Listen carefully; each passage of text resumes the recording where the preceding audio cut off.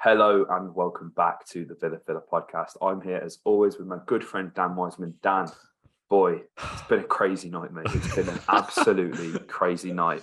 I don't know about you, mate, but was out for a work social playing laser tag. I come out of laser tag and I'm seeing Pochettino to Villa, Gerrard getting sacked. You sent me a picture of him on the sniffy stuff.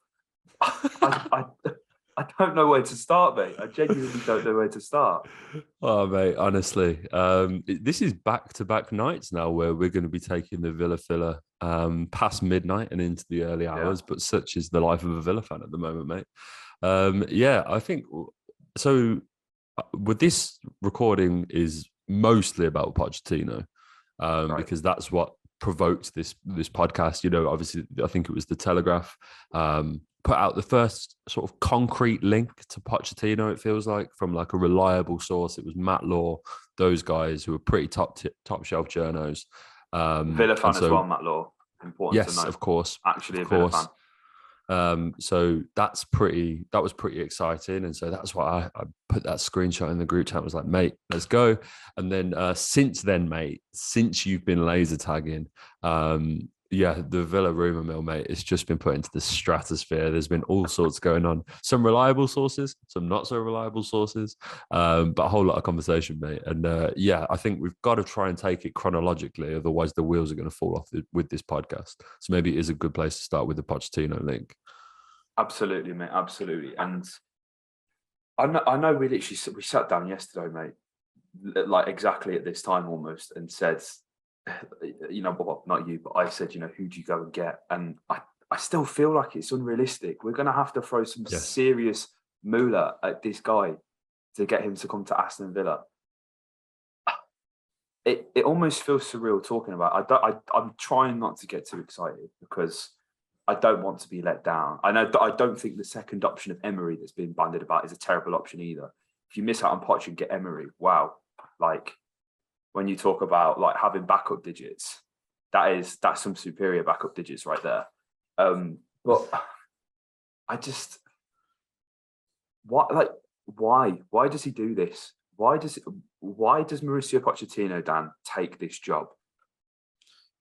That's a very good question. Give him the sell right now. Give him the sell right now, mate. Because I don't think I could convince him to.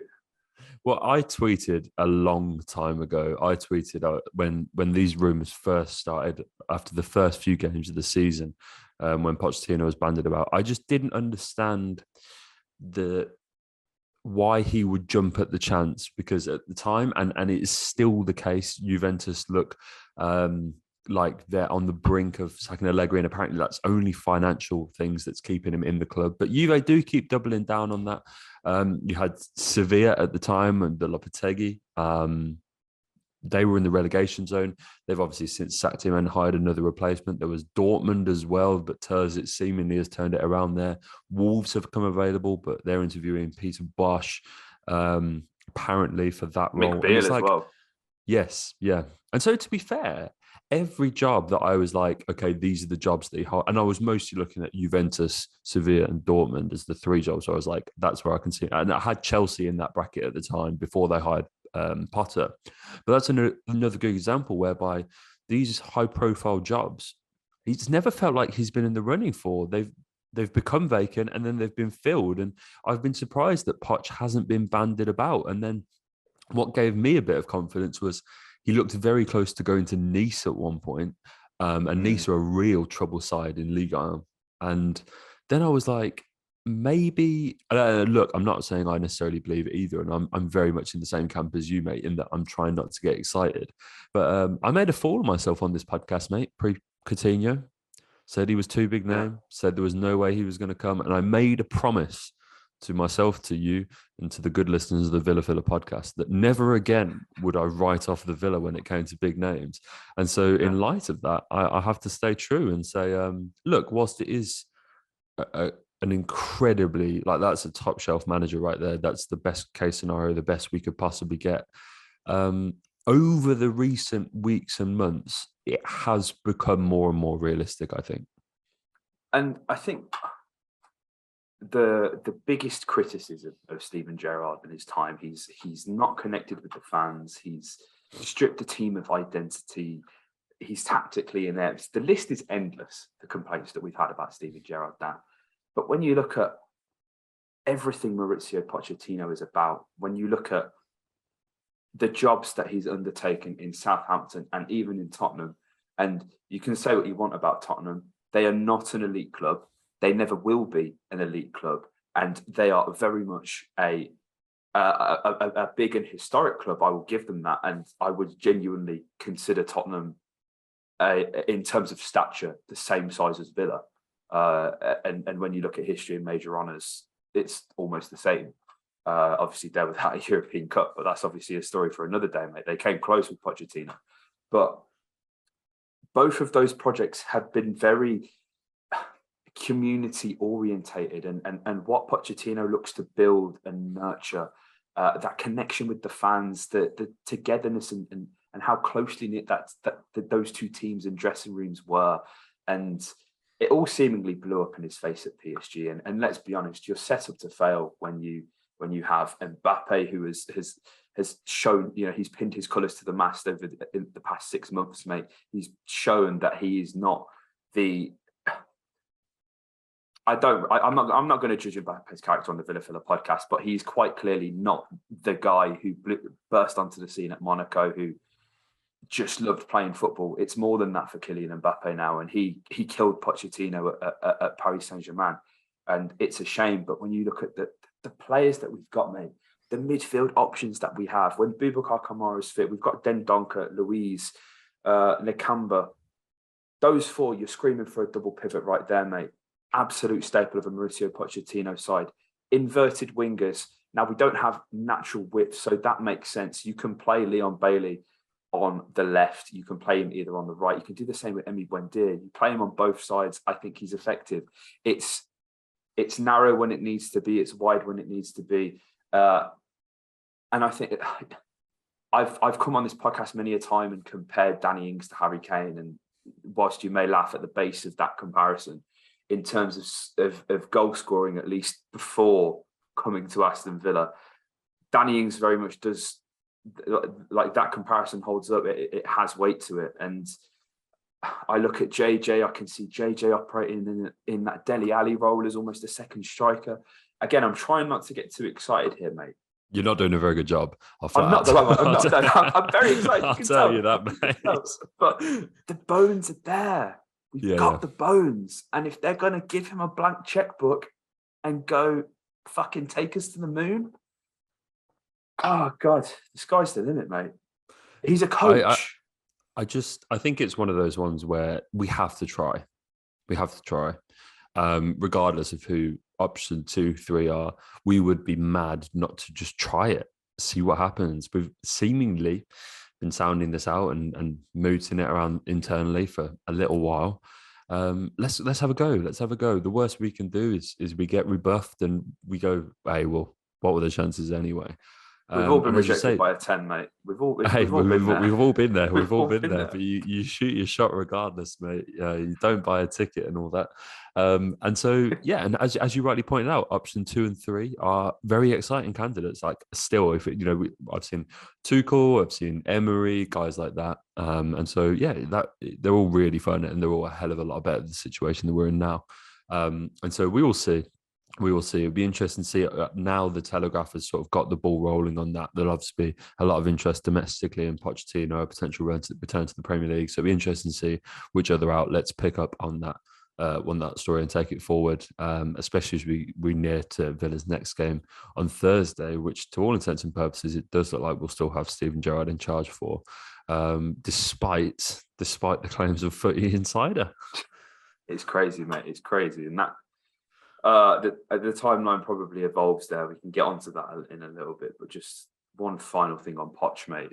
For me, he's the antichrist to Steven Gerrard, right? He is a player and a manager of very humble beginnings, and is somebody who is incredibly shy and dare I say timid. And I don't mean that in a disrespectful way. I think there is a self-confidence from within, but I think we've seen it in his time at Southampton and Spurs.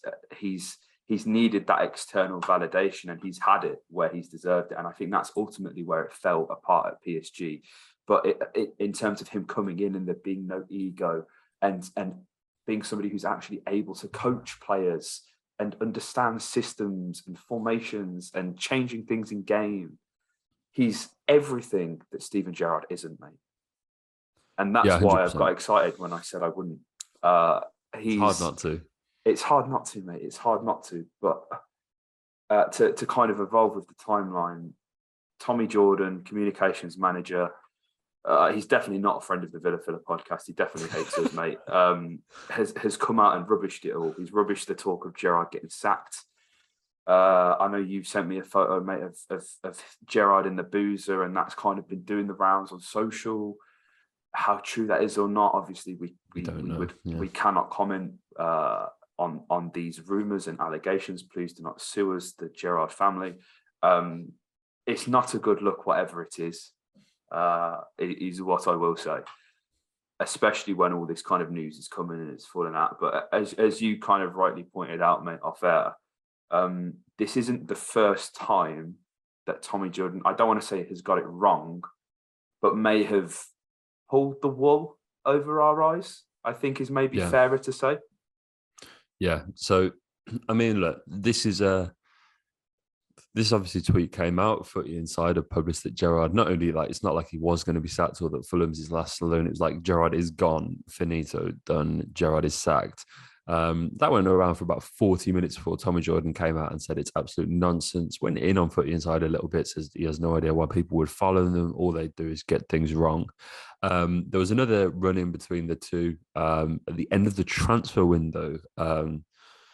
They reported that we were about to sell Watkins. There had been a bust up. I don't know if you remember, mate. There'd been a bust up between Watkins and Gerrard, and that we were looking to get Watkins out of the club. Jordan weighed in on that as well. And obviously, we have nothing to believe that that was neither true nor false, but given that it didn't happen, we'll give Jordan the benefit of the doubt. However, you're right, mate. If we go back quite a long time to the start of the summer when the Villa kits were first leaked, Jordan took to Twitter to quote tweet the Birmingham Mail and say that the article they'd run on These Are the Leaked Villa Kits was false. And having gone back to that tweet, having gone into the article, I can confirm that they were the kits. They are. It's the current Villa kit, and it's identical. So I think you made a good point off air, mate, in saying that.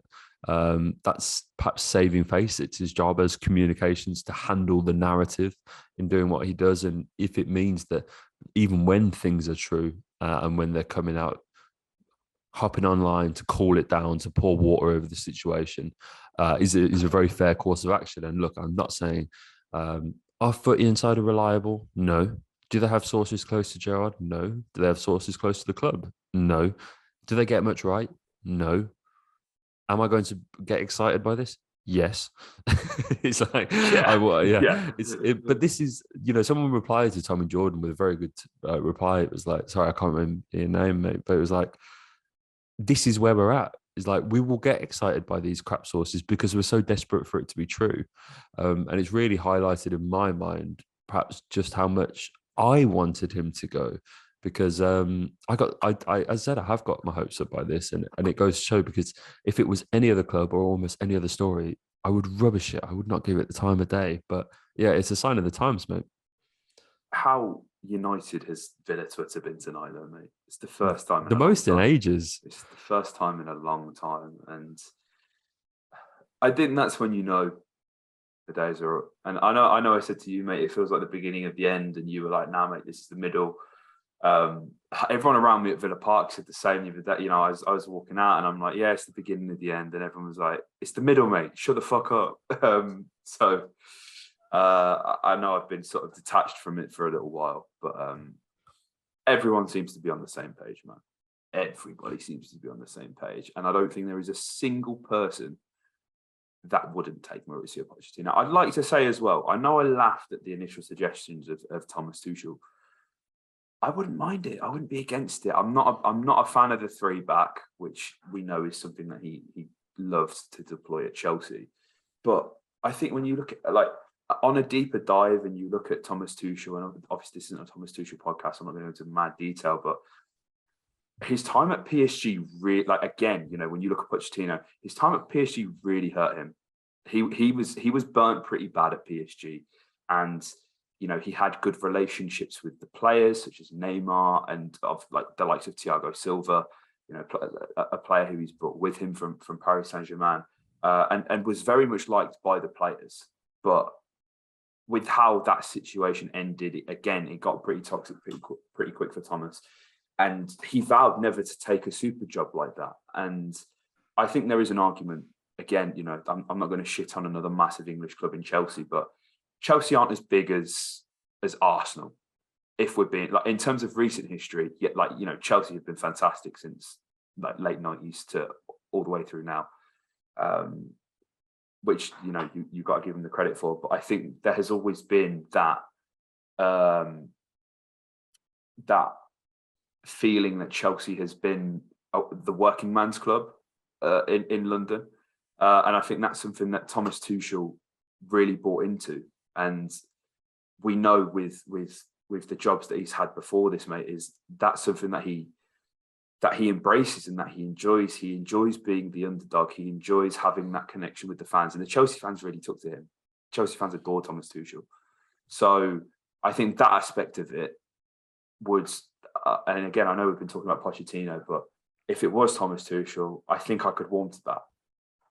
I could definitely warm to it, and I would definitely take it. He's probably the managers that, if we look at Poch, Emery, and Tuchel, the one that I would have more reservations about, maybe. I'm not sure about him setting up a culture and embarking on a project. I think he's probably the least project-orientated manager out of those two.